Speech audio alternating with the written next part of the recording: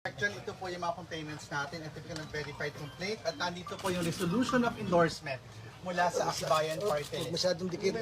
So at sinusuportahan po natin, ito pong mga brave and courageous citizens who's making this historic impeachment complaint against the Vice President. Sana po sa pamamagitan ng complaint na ito, maisara na natin yung bangungot na dulot ng ating pong Vice President sa taong bayan. Maisara na ng taong bayan ang bangungot na dulot ni Sara. Ito po yung endorsement at yan po ang complaint. At konti, phone.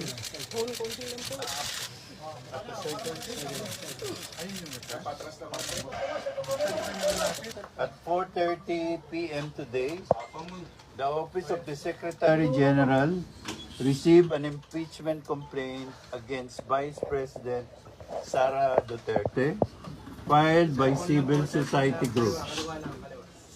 The House of Representatives is constitutionally mandated to act on any impeachment complaint filed in accordance with the 1987 Philippine Constitution. Pursuant to the Constitution, a verified complaint for impeachment may be filed by any member of the House of Representatives or by any citizen upon a resolution of endorsement by any member thereof.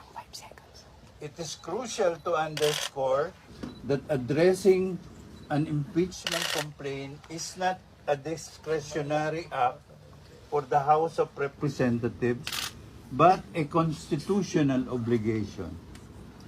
The Constitution prescribes clear steps to ensure fairness and adherence to the rule of law.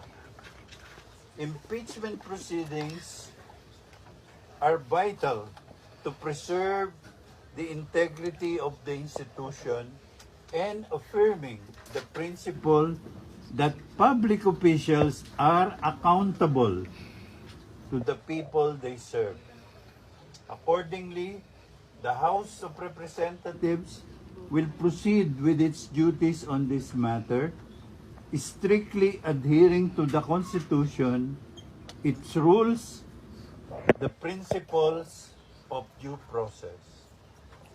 The House of Representatives remains committed to conducting the proceedings with transparency, impartiality, and full respect for the rule of law. The constitutional mandate is a vital function of Congress in maintaining public trust in government institutions.